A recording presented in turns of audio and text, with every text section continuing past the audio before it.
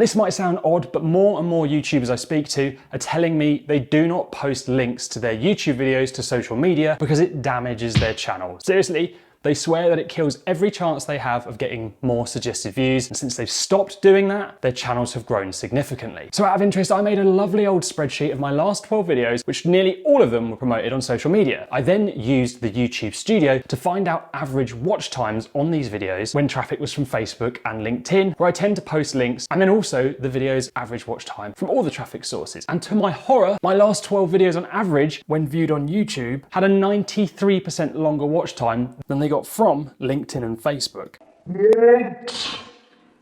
So in this video, I'm going to help you work out if posting YouTube videos to social media is holding back your channel. I'll show you how you can calculate it, give you an idea if you should say goodbye to Facebook groups, LinkedIn, Twitter, and anywhere else. Sad emoji face. Yeah, you can use them in videos now too. But before I get to that, why on earth would posting to social media like this damage your videos? These YouTubers claim that when they post links to their videos on Facebook, LinkedIn, Twitter, wherever, the views they get from that platform are much, much shorter than the views they get from people on YouTube, which is what I found too. Now this hits the watch time of their content and the audience retention overall and stops it performing to its best, which is a bad thing because you want the longest watch time and audience retention possible to get the best results on YouTube. So technically these platforms could kill your content. But why would this happen and kill your video? Well, YouTube content is kind of different to social media if you think about it. It's often produced for YouTube, so it's longer. Also, 80% of videos on social media are watched with the sound off, and the subtitle experience of YouTube videos is hardly great. So you can assume that 80% of people don't want to listen to your link, which means they probably won't read those rubbish auto-generated captions that YouTube makes or give you the time, because if they don't want sound, they don't want a long video experience. So on social media, there are tons of other distractions, like what Aunt Gladys had for her tea last Tuesday, it was meatballs, to take their mind off your videos. And if you think about it, it makes a lot of sense. Let me know what you think in the comments. I'd love to hear your thoughts on this. But it doesn't mean that you should stop, because you could possibly find the opposite. Now, I'd be a very bad marketer if I just took someone's word for it, which is why I did my test, and it turned out they were correct, kind of. I'm gonna get to that in a bit. So to do this, you're going to need some patience and a spreadsheet. Now, I bet the retention rate of this video just died now I said the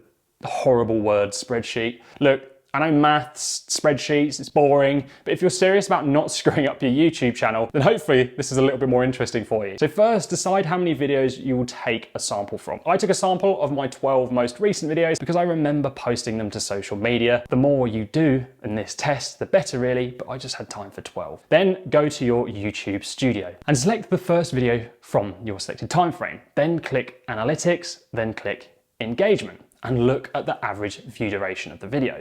Note that down on your spreadsheet in the first column. Now, this isn't going to be 100% accurate because this number will of course include data from social media video views too, and everywhere your videos get found. If you want to work this out to a microscopic level, you can go for it, be my guest. Then go back to the Reach tab and click Traffic Source, and then click on External, and this shows you the breakdown. Now here we can see the video's viewer retention for this individual from the social media platforms I shared the video on, and its watch times from the external sources too. So on my spreadsheet, I made a column for LinkedIn and one for Facebook and one for the average viewer duration overall. Then I've noted this down and repeated this for 12 videos, which gives you a sheet that looks like this. Now, for the purpose of this video, I highlighted every box in green to show the longest watch time, and you'll see that Facebook not once had a longer viewer time, and LinkedIn managed to do it twice. Now, in some cases, the videos had almost 200% more watch time overall compared to Facebook. And when I worked out the average for these, LinkedIn and Facebook were outperformed by 93%. So am I going to stop posting videos to social media?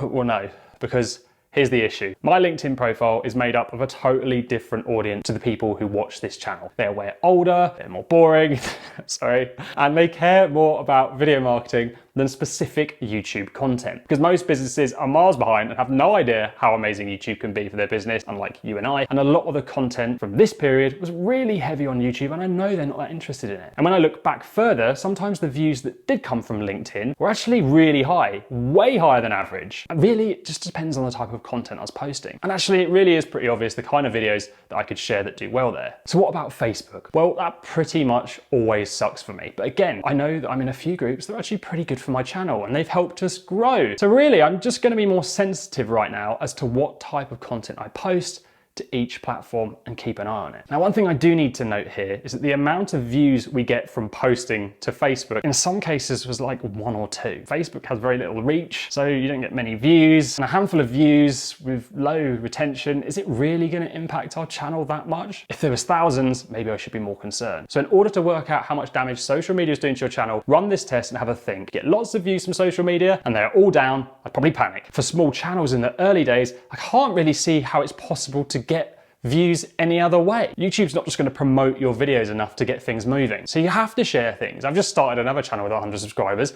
and I have no choice. I have to put it on social media. Now, as we grow, it's always been my intention to stop posting, especially to Facebook groups, because the amount of hate I get on them is uncanny and I can't stand it. Stop being mean. But in the early days, you just don't have a choice. Let me know in the comments how you got on with this test and if it looks like your watch times are dying on social media. And make sure you watch this video to learn why your videos are not ranking, and hit subscribe. We'd love to get to 7,000 subscribers by January 16th, 2021, as it'll be the end of our second year on this channel growing mission.